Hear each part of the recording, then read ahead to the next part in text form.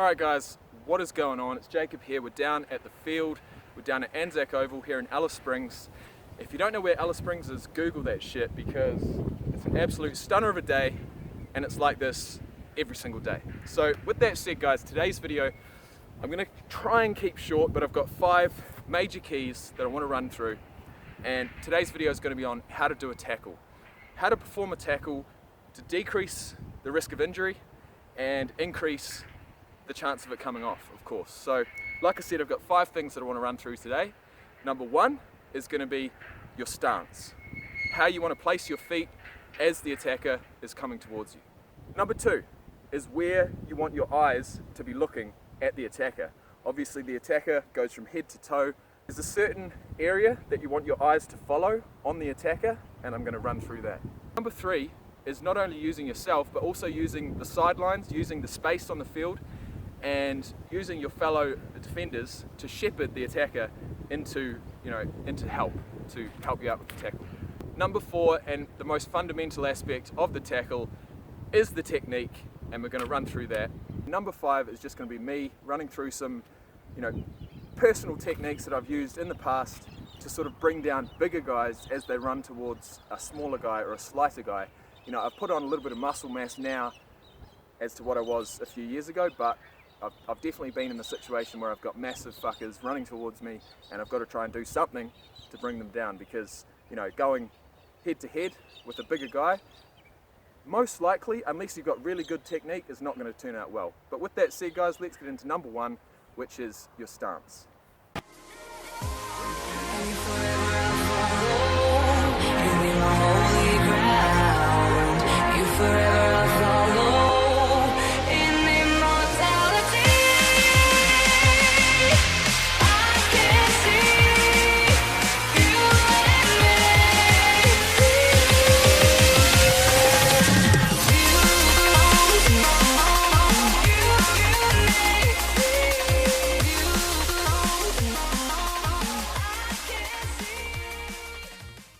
Alright, so when we're talking about making a tackle, you're going to want to put yourself in the best position to be able to move at any time and any which way, okay? The last thing you want to do is be caught flat-footed when the attacker is running at you full tit.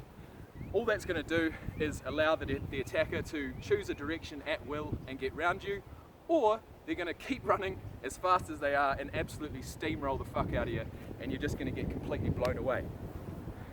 So with that said guys, stance is extremely important. You don't want to be caught flat-footed. What you want to do, and this is associated with a lot of sports, is be on your feet. You want to be on the balls of your feet at all times, okay? Now what this is going to allow you to do is to get low. It's going to allow you to choose which direction you want to go at any time, and of course as the defender's running at you, you want to be in that position because, like I'll cover in tip number 4, the technique is basically you're going to want to be going for their hips, all right? You're going to want to be at this level. You're going to be on the balls of your feet, ready to do whatever you have to take the defender down. This tip: don't be caught flat-footed. Be on the balls of your feet, ready to move at any direction at any time. So with that said, not only do you want to be on the balls of your feet, but you want your eyes to be tracking the defender, but you don't want to be looking at their eyes, okay? You don't want to be looking at their legs or their arms. You don't want to be looking at the ball. That's the last thing you want to be looking at. You want to be looking at their hips, all right? You want to be looking at their torso, because what you'll find is that when all these guys, they do these massive steps these days, they do dummies and all sorts of stuff that's done to try and fool you as the defender. If you lock your eyes on their torso, you lock on their hips, whatever they do in the air, you're still going to have that steady vision of the player coming towards you. If you start looking at their eyes, that's the last thing you want to do, okay? Because the attacker knows what they're going to do. You don't know what they're going to do, all right? You really don't. I mean, you can be the most experienced player in the world, but if you've got someone coming up to you with a good step, it's extremely hard to defend, all right? Unless you're not only on the balls of your feet so you can move at any time, but as well as that, you want to be tracking the defender through their hips and through their torso. It's going to make it a lot easier to tackle the defender. Number 3, all right, and this is going to include your teammates, it's going to include the field, Okay, it's extremely important in the game of rugby to be aware of where you are, okay, to be aware of where your fellow defenders are, to be aware of the sidelines.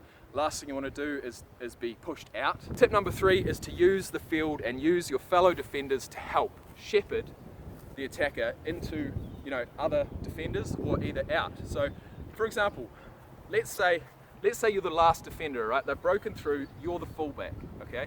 I've played fullback in the past. This has happened to me many times. Someone's coming through, all right? Yes, your fellow defenders are coming back, but they're not going to get to the attacker before he gets to you. What are you going to do? The last thing you want is for him to clean step you or clean break and get through you as the last line of defense. What you want to do is you actually want to, if you're not totally confident in bringing him down in the one-on-one tackle, you're going to want to sort of choose a direction to shepherd him into some help or off to the sideline, okay? Because, for example, let's say he's running through, okay, I've got less space to work with on this side than this side. The last thing I want him to do is to choose this direction because he's got a lot of space to try and run around me or, do moves or pass the ball or whatever. I'm going to want to force him into the smaller part of the field because obviously it's closer to the sideline and it's going to be more of a chance of me getting help to try and bring this guy down. I'm going to want to be on the balls of my feet, but I'm going to want to sort of shuffle to the side and give him the opportunity to go that way. It may seem like the opposite thing you want to do, but as I said, when you're one-on-one, you're not confident in bringing him down, you want some help, that's what you're going to want to do. You're going to want to move to the side and be in control of the situation. You want to control which way the attacker is going to run, if possible. Of course, that's not going to work at all times, but it has worked for me before, and subconsciously it just happens. When you get used to the game of rugby, you're here, you'll just think about it automatically. You'll know which way you want the attacker to run, and it'll pretty much happen automatically, or that's what happens to me. So one other thing that I'll touch on is whether you have a good side or a bad side of tackling. Let's say, for example, this is true, okay, my right shoulder, as far as going in for a tackle, is a lot stronger and it has a lot better technique than my left shoulder. Now that probably comes down to the fact that I'm right-handed, but I want to be able to tackle him with my right shoulder, fall to the ground with my head on the top of the attacker, which I'll cover in my next tip, which is the actual technique. But basically, I want to be able to tackle to the right and have the defender fall that way. So with that said, if he's coming towards me, I'm going to want to slightly step to the left. Not only am I pushing him into the side that's got the least amount of space, but I'm also pushing him to the side that's going to allow me to be able to tackle on my best side, have the best chance of taking him down and executing the tackle. So that is tip number 3. Tip number 4, guys, is, it's everything to the tackle. It is technique. Okay, when I first started playing when I was 5 years old, there's one thing that I remember. Didn't like tackling too much, still don't like tackling too much. But my coach then and my coach now says one fundamental thing, and that is cheek to cheek. So we're talking about cheek on your face to arse cheek of the attacker.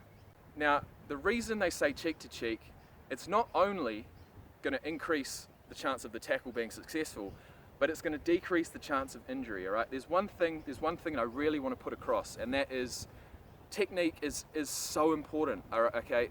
The reason you see neck injuries, the reason you see, shoulder injuries most of the time is poor technique, okay? You've got these big guys running towards you, okay? It's force on force, Bad technique is just asking for trouble, okay? So this is the technique that I was told.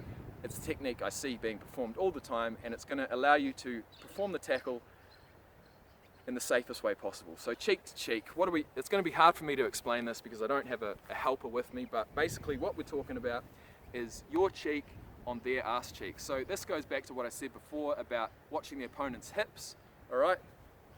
You're going to want to get down low. As far as where you actually want to initiate the contact, I believe, between here and about here, okay?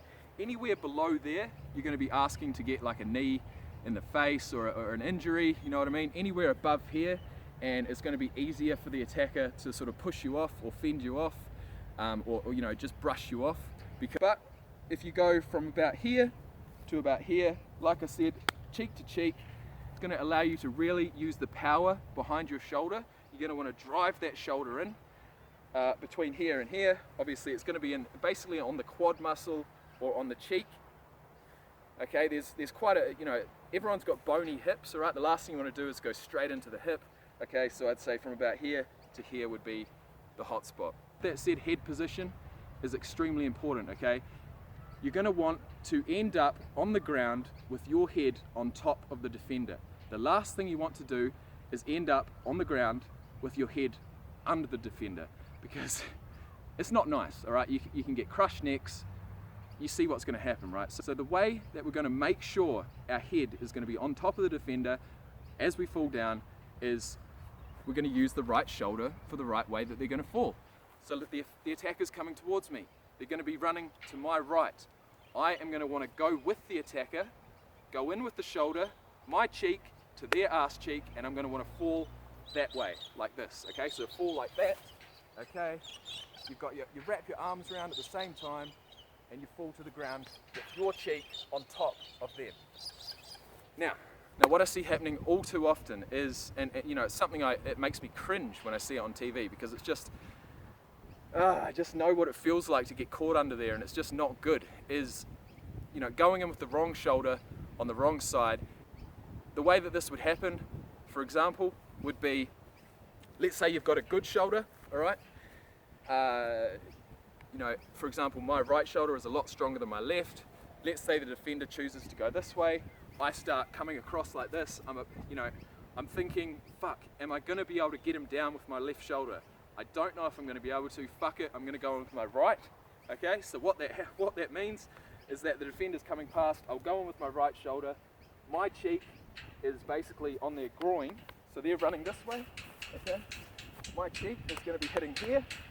And all that's going to be happening is all their weight is going to be crushed on my head and my shoulder, and it's just not going to be good. So I'll be coming in, I'll think, nah, I'm going to go in with my right shoulder, I'll do that.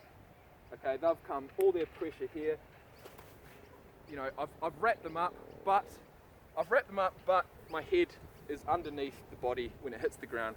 It's the last thing you want to do, okay? I won't spend too much longer on that, but as you can see, the technique is extremely important.